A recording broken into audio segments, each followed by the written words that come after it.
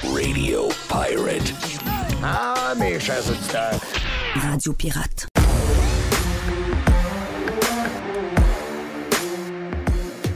On est de retour sur Radio Pirate Live en ce mercredi.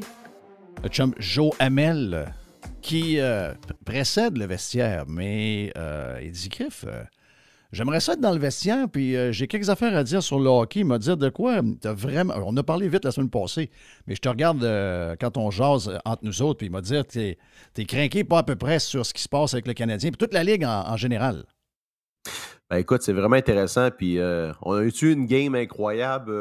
En fait, sais-tu, c'est avant-hier, le revirement incroyable à Vancouver. Écoute, j'ai un chum qui arrive chez nous pour jaser, tout ça, il était dans le coin. C'était 4-0. Fait que tu sais, dans ce temps-là, tu t'écoutes plus vraiment la game, dans le sens que c'est réglé.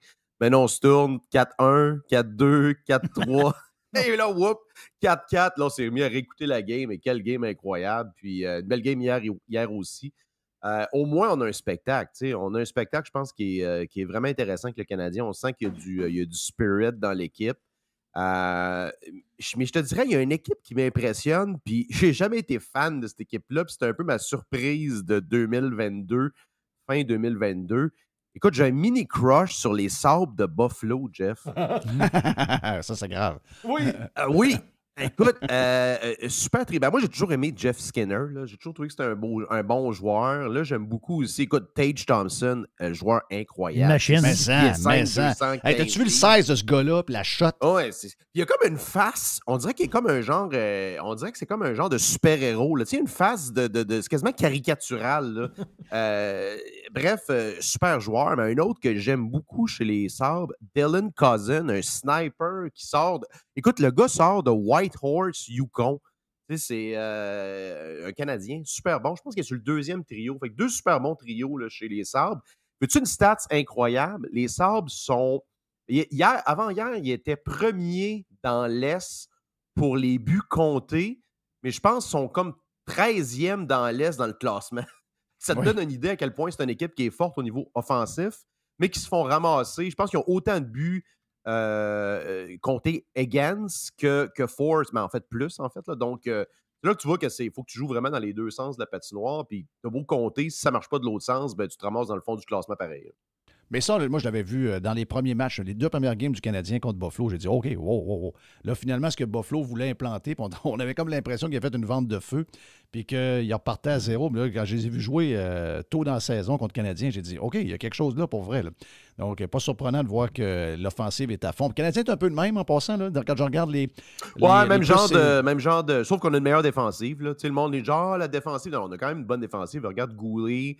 En général, là, on a vu, moi, j'aimais bien Montembeault avant la game d'avant-hier. Mais écoute, je pense que c'est peut-être probablement lui qui a plus d'avenir que Allen, qui est plus sur la fin. Quoique lui, hier, a connu un gros match hier. On l'a eu, notre discussion là-dessus, Jeff. Là, tu peux pas avoir un gardien à 10 millions là, quand tu as des gardiens qui peuvent faire 80% de la job pour 25% du prix. Là. Exact. Hey, justement, parlant de ça. Je sais qu'on va en parler dans le vestiaire tantôt. Je vais poser la question aux boys. Puis je pense que ça va être la dernière journée qu'on en parle. Il faut en finir. Là, mais quelle semaine, pareil. Hein, les histoires de. Puis moi, quand je vois les pires, je parle de l'histoire de Price, on parle de Gauler et l'histoire des armes à feu, puis toute la crise inventée qu'on a réussi à provoquer à Montréal, comme il y a juste Montréal qui peut le faire. C'est très bon pour les entreprises qui gèrent des crises et toute la patente. Mais quand justement il arrive un gestionnaire de crise, là, tu sais que la marde va pogner. Parce que habituellement, c'est tous les mauvais choix et les mauvaises tactiques, c'est eux autres qui les prennent. Alors qu'il n'y avait pas d'histoire, ils ont réussi à en faire une incroyable. Qu'est-ce que tu retiens d'abord du statement de Carey Price? Moi, je vais t'avouer, Joe, qu'il y a tellement de monde maintenant qui ont peur on l'a vu pendant la COVID, entre autres, ils ont tellement peur de donner leur opinion. Quand on voit un gars qui a une notoriété de même, qui pourrait se crisser de tout, puis juste en parler à ses chums, qui prend ses réseaux sociaux pour dire, puis qu'on soit pas au compte, c'est pas le point, c'est que lui, il aurait peut-être même intérêt à fermer sa boîte. Il dit non, il dit, moi j'ai des convictions, il y a quelque chose qui m'écoeure, Trudeau est en train de nous passer de quoi, qui nous met en sacrement, puis je m'ouvre la boîte. À partir de là, tout le reste, il a perdu un peu le contrôle sur l'histoire parce que la gang qu'on connaît ont réussi à faire une tempête avec rien. Mais il faut souligner quand même que Carey Price, qui est un gars assez low profile, là, généralement, c'est plus Angela qui donne l'opinion que lui, mais il s'est levé de bout, je vois le vert. Oui, puis j'écoutais ta discussion avec Régent hier, c'était très intéressant. Je pense que tu partages pas mal son opinion, l'effet que quelqu'un aujourd'hui qui donne son opinion sur un sujet aussi qui devrait pas être controversé en passant, là, c'est quand même assez Main Street, le fait de. C'est une arme de chasse, c'est un outil de chasse.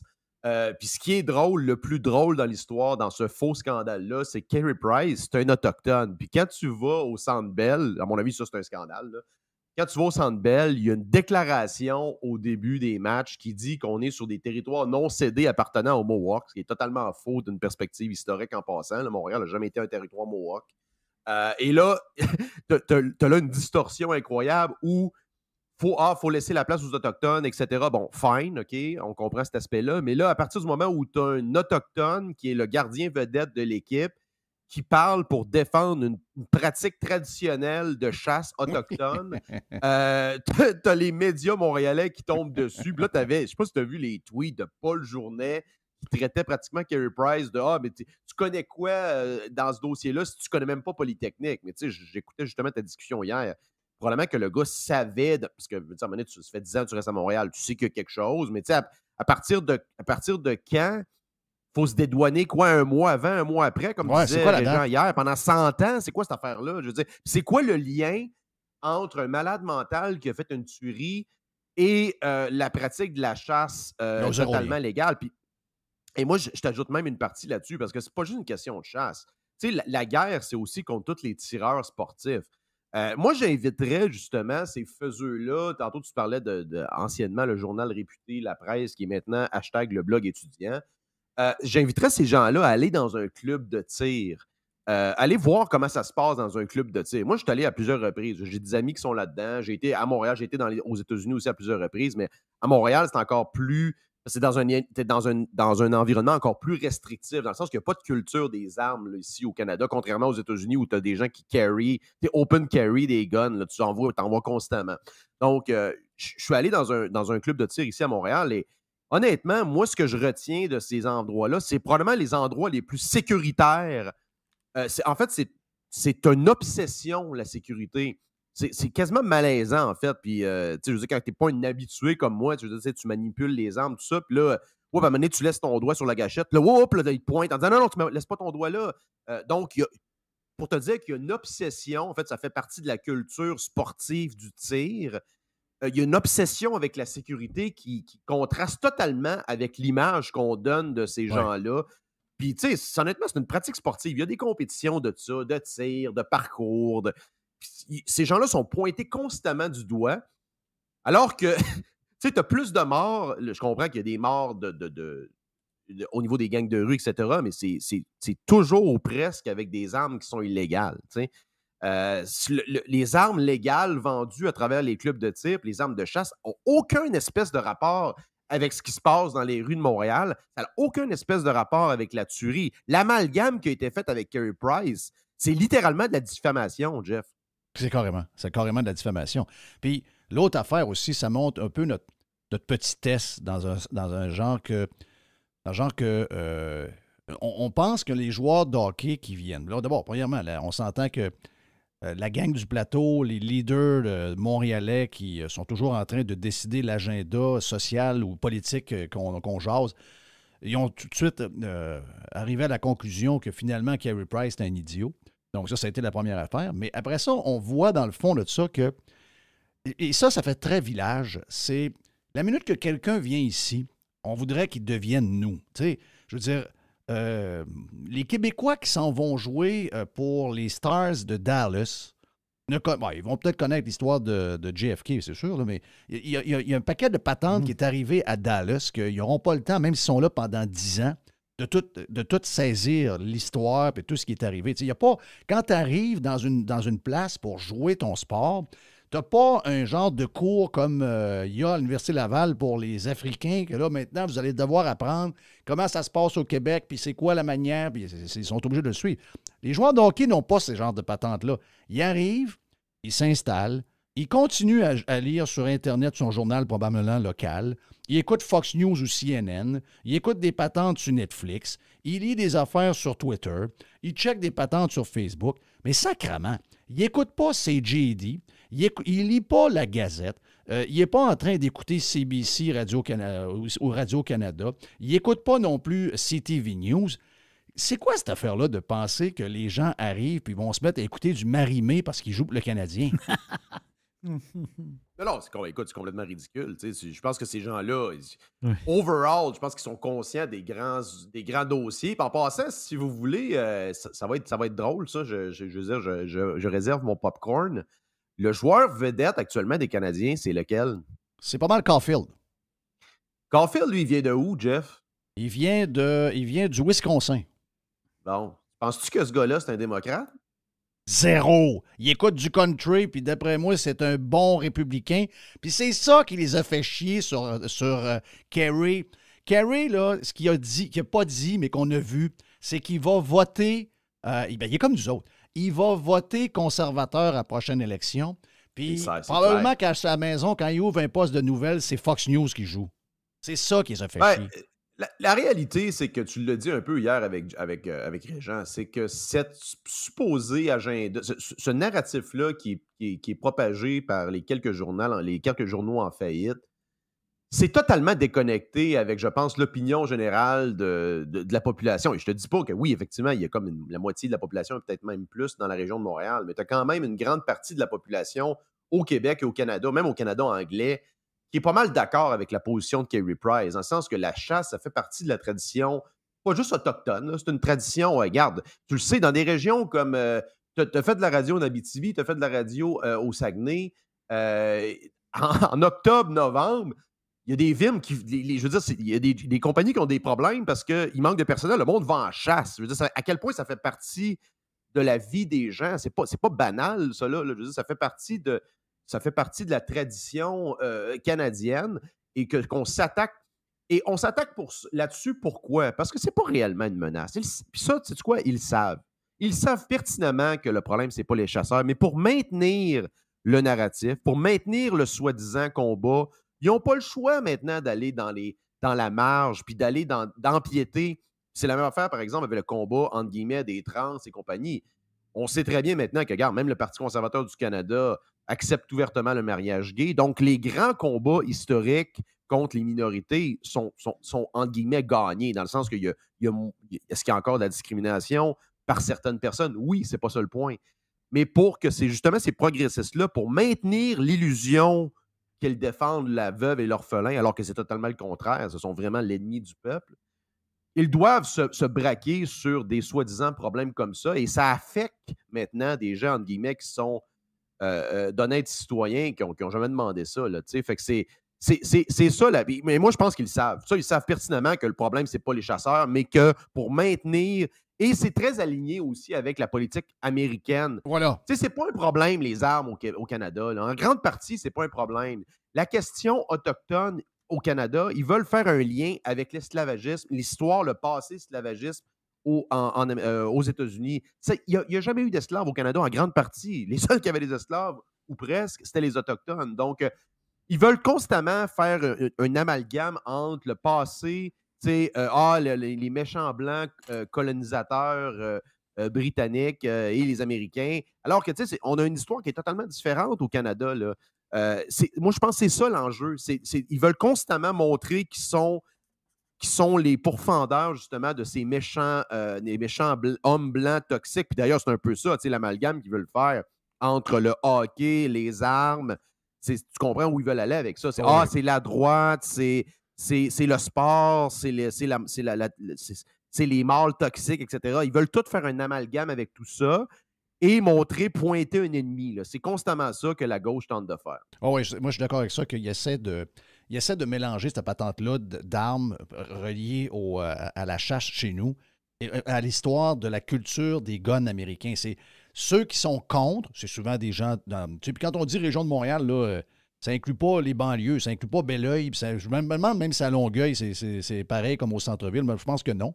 Mais c'est très concentré, ça c'est très nord-américain comme histoire, ces patentes-là très concentrées dans les centres-villes densifiés, où ce que là, on capote sur l'histoire de guns, c'est pourtant là qu'il y en a le plus, c'est là que ça tire du gun le plus, c'est ça qui est le plus drôle, et pourtant c'est pas des guns de chasse 000, mais il y a un mélange là-dedans. Il y a un mélange d'anti-américanisme et on se crisse des chasseurs juste pour faire le point que les guns, c'est dangereux. On a juste à regarder la culture américaine, qui est la société la plus violente au monde, etc.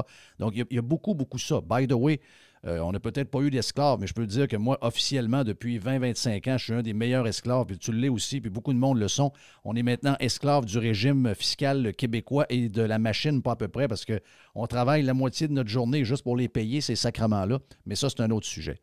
Je voulais te parler je sais on a un autre sujet sur ta liste, mais on a jasé tout à l'heure en ouverture avec mon ami Jerry de l'augmentation des taux d'intérêt pour une autre fois au Canada de 0,5. Donc, la Banque centrale vient de monter ce taux, donc j'imagine que les banques vont suivre. Mais j'essaie de savoir si finalement on n'est pas rentré trop tard avec le remède à la maladie qu'on avait, puis que finalement peut-être aussi que on a tellement ambitionné sur le déficit pendant la COVID à donner de l'argent un peu partout à du monde qui n'avait pas besoin, que peut-être que c'est peine perdue puis que finalement, on va juste empirer la situation économique de tout le monde. Est-ce que tu sens quelque chose? Est-ce que c'est plus long que ça devrait l'être habituellement de voir je dirais, comment l'économie se comporte, l'inflation, entre autres, le but, c'est d'arrêter l'inflation. On n'a pas le feeling dans le day-to-day que l'inflation est sous contrôle. On a l'impression que ça nous coûte de plus en plus cher dans tout ce qu'on touche. Est-ce que, finalement, les solutions d'hier sont encore bonnes aujourd'hui avec le problème qu'on a créé avec la COVID? Ben, on l'avait dit, écoute, on a été un des premiers à le dire, puis entre guillemets, les nobody comme nous autres qui disaient que d'imprimer de l'argent à l'infini, ça allait avoir un effet inflationniste alors qu'on nous traitait d'idiots. D'ailleurs, même Poilievre l'avait dit. Il avait dit justement que le gouverneur de la Banque du Canada devrait être remercié. Je pense qu'il a raison. La Banque du Canada, comme la Fed, sont derrière la courbe. C'est-à-dire que l'inflation est plus haute que le taux directeur. Donc là, tu as un problème. Donc, tu n'as pas le choix de monter l'inflation. Tu n'as pas le choix de monter le taux directeur qui, historiquement, en passant, je t'écoutais, tu disais, ouais, là, tu empruntais sur à 1,5, 2 mais il faut se faire à l'idée, là. C'est anormal un taux d'intérêt à 1 ou 2 Exact, ça c'est clair. Quand les gens, moi c'est drôle, quand les gens en finance me disent ouais, mais là, la moyenne des taux sur 30 ans, moi je les arrête tout le temps, je dis ouais, veux-tu qu'on parle d'une moyenne? Parle-moi de la moyenne des taux sur 5000 ans. La moyenne des taux d'intérêt, Jeff, parce qu'on a des données là, de la Grèce antique aller jusqu'à aujourd'hui, là, à peu près, c'est entre 5 et 8 le taux naturel d'intérêt. Et quand tu y penses, ça fait du sens parce que la valeur de l'argent dans le temps, elle doit être positive, puis elle doit avoir une certaine valeur dans le temps. Donc, le fait d'avoir un taux d'intérêt à zéro, c'est totalement anormal. Et nominalement, les taux réels étaient même négatifs en Europe depuis plusieurs années. Donc, ça crée une distorsion, ça. Ça crée, d'ailleurs, j'avais une discussion là-dessus avec un ami hier, ça crée une distorsion et ça crée les WeWork, ça crée les lions électriques, ça crée... Pourquoi? Parce que l'argent ne coûte rien. Ouais. Donc, est-ce qu'actuellement, il y a des gens qui sont surendettés parce qu'ils ont acheté des maisons qui étaient peut-être trop chères et que l'argent était trop, entre guillemets, trop easy? Ben oui, c'est malheureux, mais il y a des gens qui vont se retrouver dans des situations fâcheuses à cause de ça. Mais la vraie réalité économique, c'est que les taux devraient être plus hauts que ça. Les taux oui, il aurait dû les monter plus tôt et plus drastiquement. Moi, j'aurais monté d'1 dès 2021. On en parlait. Même dès début 2021, on commençait à le sentir, l'inflation, parce que c'est toujours backward looking, ça. Là. C'est toujours... c'est comme un peu piloter un paquebot où tu veux éviter un iceberg, mais il y a toujours un délai entre le temps de réaction est très, très lent. Donc, ils n'ont pas le choix. Ils n'ont pas le choix de continuer. Ils ne peuvent pas le dire. Puis je te dirais qu'en privé, j'étais à une représentation d'RBC au début de la semaine, fin de la semaine passée.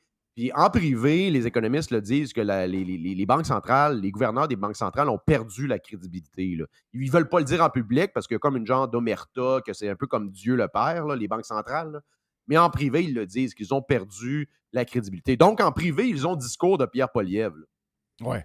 Mais je comprends le mauvais comportement, sauf qu'il ne faut pas oublier qu'il y a des bons vendeurs aussi. Là. Les gens te vendent un genre de prix par mois. Puis c'est maintenant ça, même dans les voitures, écoute, c'est rendu ça quasiment dans beaucoup de choses, avec des choses que tu achètes de 1 000 $ et plus. Là, on te fait miroiter un montant acceptable par mois, puis tu penses que Là, tu te rends compte, tu dis, je suis capable de m'acheter une maison de 600 000, mais finalement, vu que l'argent ne coûtait rien, ça coûtait le même prix qu'une maison, mettons, de 400 000, mais avec un taux d'intérêt à 5 Sauf que, excluons ces gens-là. Excluons les gens qui ont mal planifié leur patente. Mais moi, effectivement, moi, j'ai un côté très... Moi, je suis très peureux avec mon argent. Donc, je ne suis pas peureux, mettons, sur les marchés, mais je veux dire, si... Tu sais, je fais attention de ne pas tout perdre. Donc, si, mettons, quelqu'un me dit, tu peux t'acheter une maison parce que les taux d'intérêt sont à 2 automatiquement, moi, je vais le mettre dans mon budget à 5 ou 6 parce que je sais que c'est pas normal. Mais je comprends que la majorité des gens ne le font pas. Sauf que pour eux autres, ces gens-là, on s'est fait un système pour un peu les protéger. C'est-à-dire qu'on a une banque centrale qu'on pense crédible et qui va prendre des bonnes décisions. Bien, ma première décision de marde qu'ils ont pris, c'est qu'ils ont enlevé la valeur de l'argent avec des taux d'intérêt. Moi, j'appelais ça de la coke il y a longtemps. Je dis, voyons, de l'argent qui ne coûte rien, c'est de la coke. Quand ça va finir, on va dire de quoi ils vont avoir mal à la tête, ça va mal finir. Et là, on a continué pendant des années à avoir de l'argent pas cher. Là, après ça, il arrive la COVID. Bien, ces gens-là de connivence avec les gouvernements impriment du cash à pu finir. Mais monsieur tout le monde là-dedans, là, toutes ces décisions-là, oui, il a peut-être fait un mauvais choix. Il y a un char trop cher, il y a peut-être une maison trop chère aussi, mais tu sais, ultimement, c'est des gens qui ont confiance au système et le système fail de partout, là. Ben, c'est ça, tu sais, en réalité, c'est un peu la suite. C'est la suite de 2008, là, en fait. Les taux anormalement bas, c'est une conséquence de la crise financière de 2008 qui a touché principalement des gens qui avaient des actifs financiers, alors que là, parce qu'il n'y a pas eu, rappelle-toi, il n'y a pas eu vraiment d'inflation après la crise de 2008. Donc, la réelle crise qu'on vit, c'est maintenant où les gens, dans leur vie quotidienne, sentent un impact des mauvaises politiques monétaires. Et je pense que ça, c'est un précédent important, là.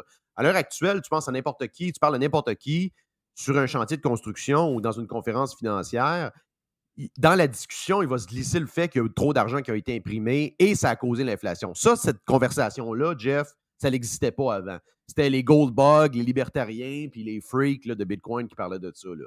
Il n'y a personne qui parlait de la conséquence monétaire, justement, de l'expansion de la masse monétaire et de la conséquence qui est l'inflation. Ça, c'est le fait que ça soit inséré dans le discours mainstream économique. Ça, c'est important. Là. Puis ça permet justement à des politiciens comme Poilievre de l'amener sur le terrain en disant « Regardez, c'est des mauvaises politiques monétaires qui font en sorte qu'il y a de l'inflation maintenant. » Je te dis maintenant, comment on le règle? Ça, c'est une autre histoire. Là. C'est sûr que ce que je te disais, on se parlait quoi en décembre 2021, 2020 même. Moi, je pense qu'on va être à plusieurs années à un taux qui est supérieur à la fourchette de quoi 2 Donc, est-ce qu'on va aller à 20 je ne pense pas. Est-ce qu'on va aller à 2? Écoute, dans la présentation d'RBC, c'est surréaliste. Eux autres voyaient vraiment l'inflation retomber à 2,5 dès 2024. Là. Donc, ils envisagent une baisse de taux dès 2024, ce qui, à mon avis, d'ailleurs, c'est un peu ça qui boostait le marché dans les 2 dernières semaines, rappelle-toi. C'est que c'était peut-être l'idée, justement, que l'inflation a piqué. Donc, c'est pas une reprise économique. C'est toujours une question de taux d'intérêt. C'est-à-dire, la Fed va probablement soit plafonner ou même recommencer à baisser les taux. Et ça, c'est assez incroyable. Pensez-y, là, dès 2024, il y a un certain pricing de taux qui commencerait à rebaisser, alors qu'on est historiquement à un plancher historique là, en termes de taux, même à 4,5. Même si on se rend à 5 historiquement, ça ne serait pas un taux qui serait élevé. Là. Mais moi, ce qui me fait peur, puis c'est ce que je pense qu'on sous-estime, on est tous dans les chiffres puis dans les patentes un peu officielles, mais dans la réalité, on le sait, tout ce qu'on touche semble être quasiment 20, 30, 40 de plus cher, surtout si vous avez à rénover une maison, si vous avez à bâtir quelque chose. Le gouvernement aura des routes à refaire, il y aura des écoles à bâtir. On le voit là, dans un paquet de soumissions qu'ils reçoivent. C'est le double du prix. On a vu le garage du souterrain, un projet de malade, là, à Montréal pour la STM, un projet qui aura coûté le double. Mais pour monsieur tout le monde, ça, c'est le gouvernement. Ils sont habitués de se faire fourrer. Ils sont fourrés depuis que je suis au monde. Mais même nous autres, là, je veux dire, je regarde, moi, je suis dans les prix là, de construction. Puis tout le monde me dit, bien, ça ne peut pas redescendre vraiment parce que les fournisseurs ne descendent jamais les prix. Puis la main-d'œuvre est rendue tellement difficile à avoir que les salaires sont très élevés. Donc, contrairement à 2008, où aux États-Unis, une maison de 450 000 à bâtir est tombée à un coût de construction de 225 000 comme par magie, là, la manière que notre économie est faite, même on ne sera jamais capable de redescendre le prix de ces choses-là qui sont excessivement chères. Ben oui, dans un sens, ça devient entranché. Là. Les prix, c'est un mécanisme un peu de ratchet. Là. Ça clique d'un bord, ça ne revient pas de l'autre côté. Là. C'est un peu comme l'expansion de l'État. Dès qu'un gouvernement met une politique, regarde quelque chose qui va être extrêmement difficile à enlever, c'est la taxe de luxe, à mon avis, qui est extrêmement discriminatoire. Là. Si tu as quelqu'un qui travaille toute sa vie, se paye une retraite, veut s'acheter un bateau, quand même que le bateau coûte 250 000, c'est quoi le rapport d'avoir une surtaxe là-dessus alors que cette personne-là a payé une taxe toute sa vie?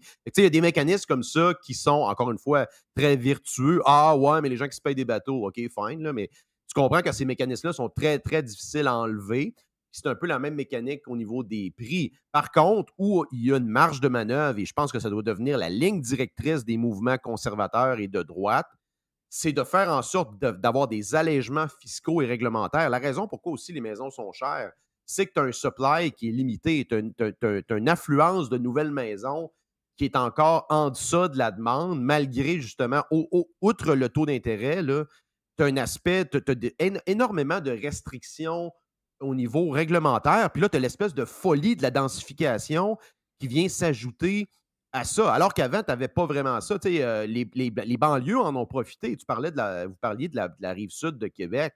Et là, maintenant, ça a été contaminé par cette folie bureaucratique et de la gauche d'arrêter de développer des terrains, justement, dans ces zones-là. Je disais, c'est rendu des villes comme, des villages comme Saint-Lin qui disent qu'il ne faut pas densifier. C'est des fucking champs autour. Fait que bâtissez des duplex, des quadruplex, puis même des petites tours, pas des tours, mais je veux dire des complexes de condos. Bâtissez des maisons unifamiliales. Il y en a de la demande. C'est pas ça qui manque. Là. Même dans les villes comme Montréal, il y a plein de potentiel développement. S'il manque un puits parce qu'il manque d'eau, faites-en un autre puits. Creusez-les, mais on ne peut plus parce que là, l'environnement ne veut plus. Mais l'environnement a voulu il y a 20 ans, faites-en un autre pareil. Non, puis c'est ça. Puis là, ça va. Là, on saute du coq à l'âne, mais ça va aussi avec l'histoire de la sobriété énergétique. Give me a fucking break. Là. C'est quoi cette affaire-là? Le problème, tu sais quoi? C'est qu'on a arrêté de bâtir des barrages. Moi, René disait ça. C'est Hydro-Québec, ça va peut-être être notre dernier barrage. What the fuck? Bâtissez-en tout le temps. C'est quoi cette affaire-là? C'est le potentiel hydroélectrique du Québec. C'est quoi? C'est 1000 fois ce qu'on a présentement. À quel coût? Je comprends que oui, on va inonder. Regarde, c'est tout le complexe de la grande LG et compagnie, là, le complexe de la Blade James, oui, je comprends qu'on a inondé des centaines de kilomètres de territoire, mais ça l'a permis justement un approvisionnement électrique fiable à une partie du nord-est américain. Fait give me a fucking break avec les caribous puis les populations qui ont été déplacées, qui ont été abondamment compensées en passant. Là. Oh, ouais. Là-dessus, moi, je suis avec Legault dans le sens que, regarde, le narratif de construire des barrages, go for it. Le scandale, c'est qu'ils ont sorti ça, puis moi, je le disais à Éric Duhem pendant la campagne, le scandale, là, c'est qu'ils ont sorti out of nowhere qu'on va manquer d'électricité. Ça vient de où, cette affaire-là? Oui, c'est comme ils ont sorti... C'est comme genre, on va manquer de lait demain. Là. What? Non, on va manquer d'électricité. C'est comme ça que ça fait pas partie d'une certaine planification stratégique. Ça fait pas partie du discours politique puis du débat politique depuis plusieurs années au Québec qu'on va manquer d'électricité. C'est énorme, cette affaire-là. Là. Oui, puis en plus, rappelle-toi qu'en 2035, il n'y a plus un char à gaz à vendre en place. Moi, je pense pas que ça va tenir. Ça. Premièrement, là, moi, je pense qu'on va voir, ça va pas être phased out, ça va être maintenu. Il va y avoir, je pense, une normalisation. On regarde des technologies comme Volvo où tu as des mild hybrids. Je pense que ça va devenir un peu la norme, là, que tu as un genre de... Regarde un peu, je regarde un modèle qui est très populaire, le Jeep, le Wrangler. Tu as un petit moteur électrique, puis tu as un moteur à gaz. Fait que, ça te permet de virailler électrique. Puis si tu veux sortir et aller au chalet, ben, tu peux faire plusieurs centaines de kilomètres sur le petit moteur à essence. Je pense que ça va être ça. Ils vont tenter de s'en sauver avec ça, mais le fully electric, 100% en 2035, moi, je pense pas que c'est réaliste. Je pense pas que ça va arriver. Nous. Joe, je sais qu'on aurait eu le temps on aurait voulu parler de la COP 15, mais c'est moi qui ai été indiscipliné. Je t'ai amené un peu partout. Donc, mais ça fait un bon 30 minutes, mon ami. Oui. Joe, écoute, juste la COP 15, là, c'est le total shit show là, dans le Vieux-Montréal parce qu'il y a une armée de... Le déploiement policier, Jeff, de-dessus est totalement risible. On dirait que, écoute, le président américain est ici, il y a des policiers à tous les coins de rue. La circulation, c'est le bordel. Mais là, ce qui est drôle avec la COP 15, c'est que tu commences à avoir des groupes environnementaux radicaux qui contestent ce genre d'événement-là. Donc là, tu as une genre de bourgeoisie environnementale qui va dans ces événements-là, qui volent en première classe, qui sont au West End, qui sont à l'Intercontinental, puis qui sont sur le party probablement pendant 2 semaines. Alors que les réels radicaux, eux, contestent. Fait que là, ça commence à se manger entre eux autres. C'est le serpent qui mange sa queue. Oui. Ça, c'est drôle. Ça, on adore. Moi, j'aime on s'en parle, puis effectivement, on va te garder une place dans le vestiaire, pour jaser de hockey un peu plus. Go, Sabre, go! On est un fan des Sabres de Buffalo au Québec. Hey, on revient dans quelques instants, c'est la poubelle à Jeff. Non, c'est le vestiaire après. Oui. Oui. Oui, oui. Oui.